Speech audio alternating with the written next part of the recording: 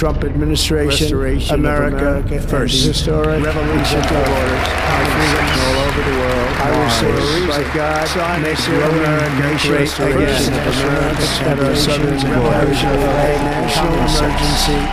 트럼프 대통령 하면 흔히들 예측 불가능성을 떠올리실 텐데요. 그럼에도 불구하고 예측을 할 수 있는 부분이 분명히 존재한다고 생각을 합니다. 그 중에 하나가 바로 어떠한 정책의 커다란 방향성인데요. 이에 근거해서 저희 한국국방연구원 연구진은 KBS 시사기획 창 제작팀의 의뢰로 트럼프 대통령의 말과 언어를 여러 가지 AI 도구를 사용해서 분석해 보았습니다. 특히 트럼프 정부에서 사용한 단어에 집중했는데요. 1기와 2기 때 발표한 행정명령, 연설문, 소셜미디어 약 800건에 포함된 25만 개의 단어를 분석을 했습니다. 분석을 위해 국내외 AI 기업의 생성 AI 도구를 활용했습니다. 저희가 분석에 대해 활용한 데이터는 트럼프 1기, 2기 모두 당선 후 취임까지 그리고 취임부터 1개월 후까지를 대상으로 데이터를 수집했고요. 문건을 살펴보시면 행정명령의 경우에는 2기 때 73건으로 매우 증가를 했고 연설문의 경우는 1기 때가 좀 더 많았습니다. 소셜미디어 역시 1기 때가 좀 많았고요. 단어 수를 살펴보면 행정명령의 수가 많은 만큼 단어 수도 많이 증가한 것을 볼 수가 있고요. 연설문은 비슷했고 소셜미디어의 경우에는 1기 때가 좀 더 상대적으로 많았습니다. 이런 데이터를 바탕으로 해서 저희가 분석을 진행을 했습니다. 트럼프 1기와 2기의 이런 분석 결과에 대한 공통점을 좀 해석해 보자면 미국의 대전략이 불변하고 있다라는 사실일 것 같습니다. 다시 얘기하자면 중국과의 전략 경쟁은 지속된다라고 볼 수 있고요. 다만 2기 분석에서 중국에 대한 직접적인 언급이 조금 줄어드는 추세를 보여주고 있는데 이는 대중국의 중요성이 줄어들었다기보다는 사전 정지 작업처럼 다른 것부터 정리를 하고 중국에 집중하겠다는 의도가 투영된 것이 아닌가라고 생각을 하고 있습니다. 마지막으로 차이점이라고 본다면 방식이 변화했다는 것과 그 다음에 강도가 심화했다는 걸 들 수 있을 텐데요.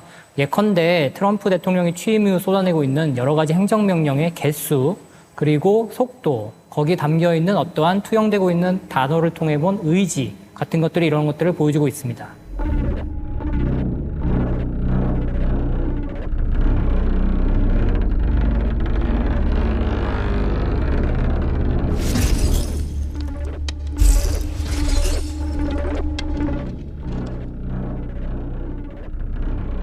감성 관점에서 살펴보면 1기 초기 행정명령과 연설에서 긍정 비율이 약 70% 정도 나왔는데요. 2기에서는 약 10% 정도가 낮아졌습니다.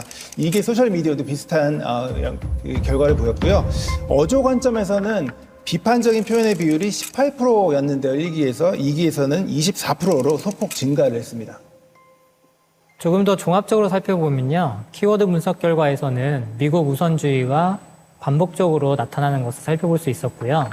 감정 및 어조 분석 결과는 앞서 말씀드린 바와 같이 비평적, 부정적, 적극적, 공격적, 의지적 이런 식의 어조들이 많이 드러났는데 앞서 말씀드린 5가지 유형 중에서 외교 안보 분야를 좀 더 구체적으로 살펴보면 중국과 같은 특정 국가에 대한 대응이 조금 더 강조되는 양상을 보이고 있고요. 통상과 경제 면에서는 보호무역주의와 연관되는 맥락들이 조금 더 부각되는 것을 살펴볼 수 있었습니다. 2029년까지 트럼프 2기 시나리오를 전망하기 위해서 AI 기업의 추론형 AI 모델을 사용을 했는데요. 이번 분석에서 트럼프 데이터셋을 기초로 해서 국제 정세, 국내 정치, 기술 발전 등의 변화 요인을 고려해서 요인별로 시나리오를 예측해 보았습니다. 이러한 예측은 국제 정세나 기술 발전에 대한 전문가들의 다양한 전망 데이터셋과 트럼프 데이터셋을 두 개를 합쳐서 생성한 결과로 볼 수가 있겠습니다. 예를 들어서 국제 정세 관점에서는 미중 갈등과 러우 전쟁 등의 추이에 따라서 신냉전 격화 시나리오 또는 국제 갈등 완화의 시나리오로 분기가 될 수가 있겠고요. 국내 정치 환경에서도 트럼프와 공화당의 우세가 지속되는 시나리오라 2026년 중간선거 결과에 따라서 정치적 교착 상태에 빠지는 시나리오로 분기될 수가 있겠습니다. 이처럼 AI의 시나리오는 어느 하나의 유력한 시나리오를 제시해서 설명한다기보다는 여러 가지 가지치기식의 시나리오를 제시하고 있는데요. 재미난 것은 공통점을 발견할 수 있다는 것입니다. 예를 들어서 국제정세와 관련해서 글로벌 사안에 있어서 갈등이 심화되든 아니면 완화되든 트럼프식의 어떠한 미국 자국 우선주의는 계속 이어질 거라고 AI는 전망을 하고 있고요. 국내 정세와 관련해서는 2026년에 있을 중간선거가 중요한 포인트가 될 것인데 AI는 재미있게도 선거 결과와 관계없이 트럼프는 계속해서 어떠한 정치적 갈등과 분열을 조장할 것이고 본인이 강조하고 있는 어떠한 정책을 강하게 추진해 나갈 것이다 라고 전망을 하고 있습니다. 앞선 분석들을 이제 종합해서 한번 판단해 보자면 트럼프 2기의 특징은 보다 빠르게, 보다 강하게, 그리고 보다 새롭게라는 것을 알 수 있습니다. 이러한 것들을 이제 한국의 입장에서 좀 생각을 해봐야 될 텐데요. 앞서 말씀드린 것처럼 미국의 대전략이 중국과의 전략 경쟁이라고 한다면 한국에 대한 요구도 이 틀에서 접근할 수 있을 것 같습니다. 먼저 미국은 자국의 능력을 강화하는 측면을 강조할 텐데요. 여기에 한국의 적극적인 부담 요구를 할 것으로 예상이 됩니다.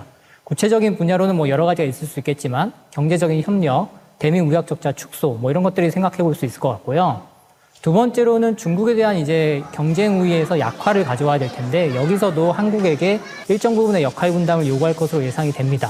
예를 들어서 중국에 대한 글로벌 공급망 재편에서 한국의 적극적인 역할 또는 중국과의 어떠한 PKO적인 경쟁에서의 한국의 역할을 통한 미국의 부담 경감 이런 식의 접근이 가능할 것 같고요. 다만 가장 우려스러운 점은 트럼프 대통령이 굉장히 신속하게 여러 가지 정책들을 쏟아내고 있는데 이러한 준비된 카드들을 다 사용했을 경우 굉장히 돌발적이고 즉흥적인 요구들을 할 수 있다는 점이죠. 결과적으로 이러한 요구들은 미국과 중국 사이에서 한국의 고민을 깊어지게 만들 뿐일 것 같습니다.